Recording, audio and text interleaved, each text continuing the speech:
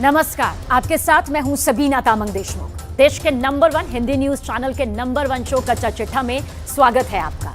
Gaza के अल शिफा अस्पताल से चौंकाने वाली तस्वीर सामने आई। इजरायली सेना ने जो वीडियो जारी किया उसमें हमास के छुपाए हथियारों का बड़ा जखीरा दिखाई दे रहा है। इजरायली सेना अस्पताल को इंच दर इंच खंगाल रही है, यानी बेहद करीबी से। और दूसरी तरफ हमास के टॉप लीडर्स इस्माइल हानिया की तलाश में उसके ठिकाने पर इजरायली एयरफोर्स के फाइटर जेट ने बम बरसा दिए हैं। इजरायल इस वक्त जबरदस्त अटैक मोड में है।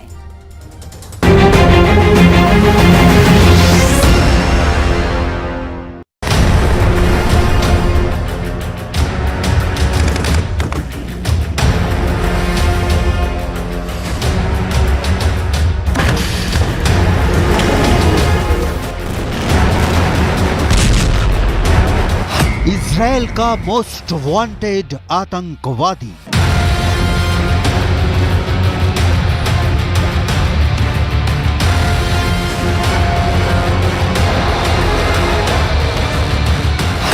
मोसाद को हमास लीडर इस्माइल हानिया की तलाश।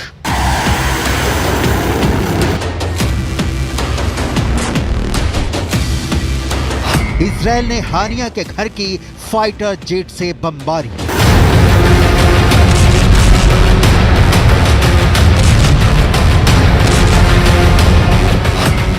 नहीं मिला हानिया। गाजा की सुरंग से कहां गायब हो गया हानिया।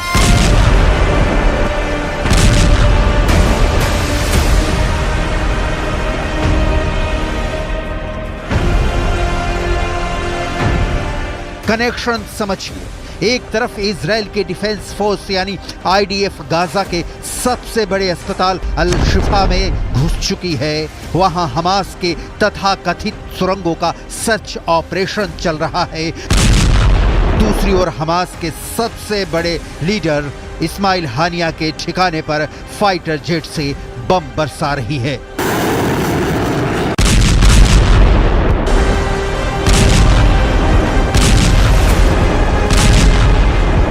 इस्माइल हानिया जिसके हाथों में हमास की कमान है, जो most wanted Osama bin Laden के मारे जाने के खिलाफ है, जिसके दुनिया के कई मुस्लिम देशों में अच्छे ताल्लुकात हैं, कभी कतर कभी तुर्की में रहने वाला इस्माइल हानिया इस वक्त कहां है? इसके डिटेल में जाने से पहले हानिया के घर पर हुई फाइटर जेट के हमले की रिपोर्ट देख लेते हैं।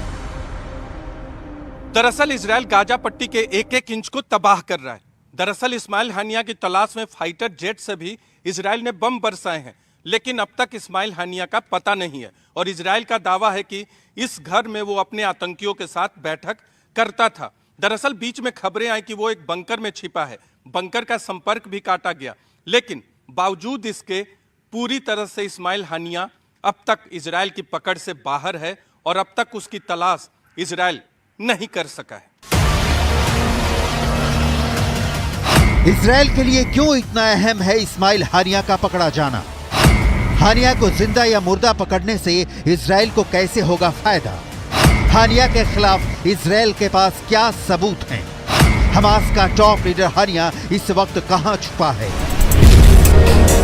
इन सारे सवालों का जवाब डिटेल में जानेंगे, लेकिन उसके पहले उस अल शिफा अस्पताल के एमआरआई मशीनों की बात जिसकी आड़ में हमास ने हथियार छिपाए थे।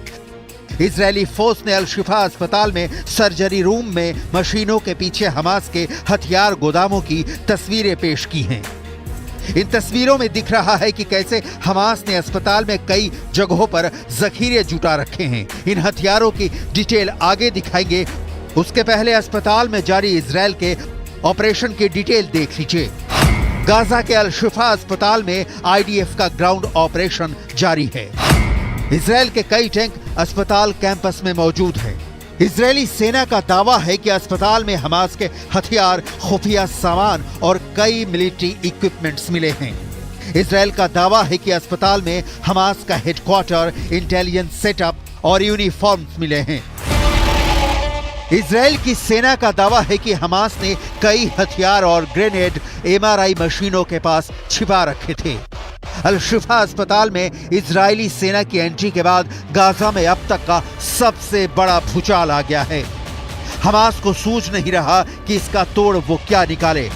हमास के हर एक कमांडर इजराइल के टारगेट पर हैं। स्कूल, अस्पताल और शरणार्थी शिविर तक पर इजराइल हमले कर रहा है और ये कहते हुए हमला कर रहा है कि हमास के आतंकी इंसानी ढाल बनाकर छिपे हुए हैं। गाजा पट्टी के जर्रे जर्रे में इजराइल बारूद बिछा रहा है, चाहे अस्पताल हो या हमास नेता इस्माइल हानिया का ठिकाना। दरअसल इजराइल का एक ही टारगेट है कि अपने बंधकों को छुड़ाना, जिनकी संख्या 240 के करीब है। और इसके लिए इजराइल हमास से दया की मांग नहीं कर रहा, बल्कि हमास को दहला रहा है। अल शिफा अस्पताल पे हमले को भी हमास ने भले ही नरसंहार करार दिया हो, लेकिन अल शिफा अस्पताल के अंदर इजराइल की सेना घुसी और वहां से मिले हमास के हथियार भी इस वक्त इजराइल की सेना के पास हैं। इजराइल 7 अक्टूबर के उस हर गुनहगार की तलाश कर रहा है जिसका हमले में हाथ तो दूर उंगली भर तक शामिल थी। हमास के 60 से ज्यादा कमांडरों को इजराइल की डिफेंस फोर्स मौत की नींद सुला चुकी है। हमास के लड़ाकों की तलाश में इजराइल ने 4000 से ज्यादा हमले किए हैं। इन हमलों में 11,000 से ज्यादा फिलिस्तीनी मारे जा चुके हैं और सिलसिला जारी है। अल शिफा अस्पताल के भीतर पानी नहीं है, बिजली नहीं है। गंभीर हालात में जो मरीज हैं वो दम तोड़ते दिख रहे हैं। लेकिन न हमास बंधकों को रिलीज कर रहा है और न इजराइल हमास की सुरंगें तलाश लेने के दावे के बाद ही अस्पताल को अपने चंगुल से बख्श रहा है। कारण क्या है? पश्चिमी मीडिया में इसे लेकर कई तरह की रिपोर्ट छप रही हैं, लेकिन हल किसी भी पन्ने पर दर्ज नहीं दिख रहा। गाजा के सबसे बड़े अस्पताल की सबसे लेटेस्ट तस्वीरें देखिए।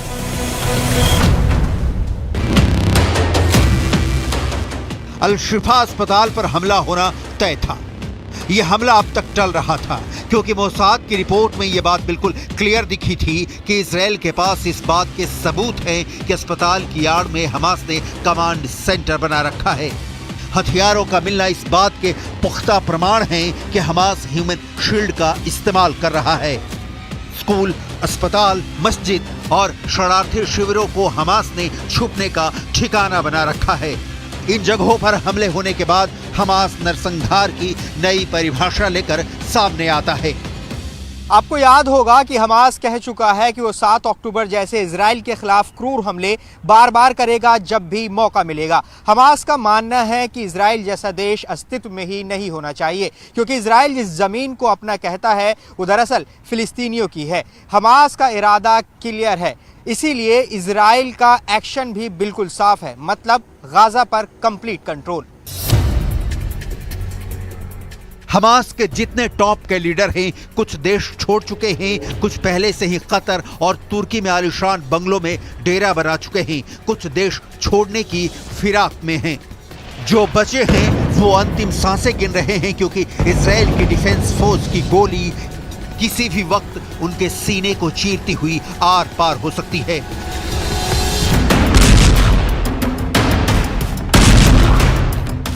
हमास का अंतिम लड़ाका जब तक जिंदा है, इजराइल ने नहीं रुकने की सौगंध खाई है।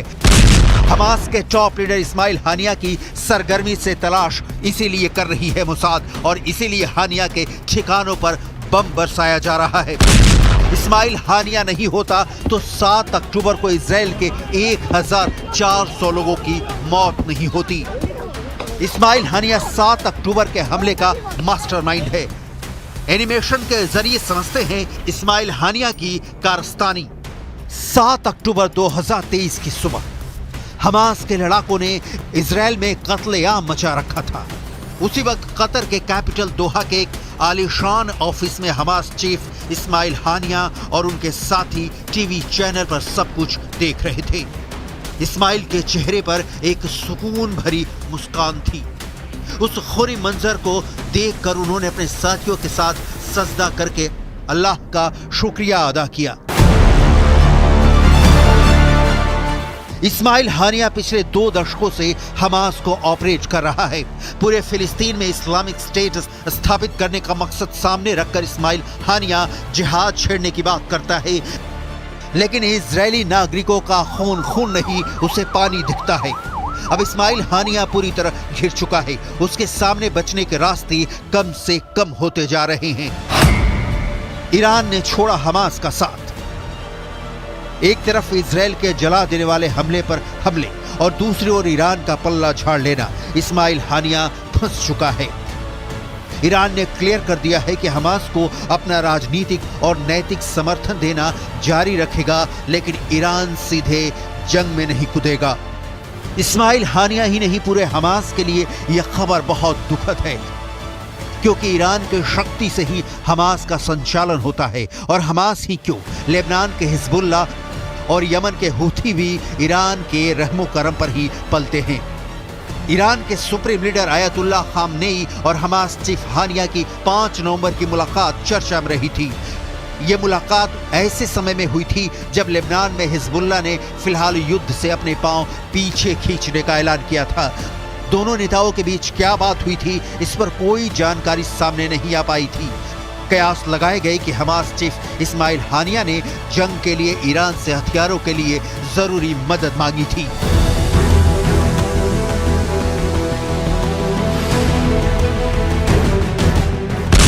ईरान ने साथ छोड़ दिया है। इस्माइल हानिया के घर बमबारी हो रही है। अस्पताल में इजरायली सेना की एंट्री हो चुकी है और न्यूज एजेंसी रॉयटर्स ने कतर के अफसरों के हवाले से दावा किया है कि हमास सीज फायर के लिए राजी है।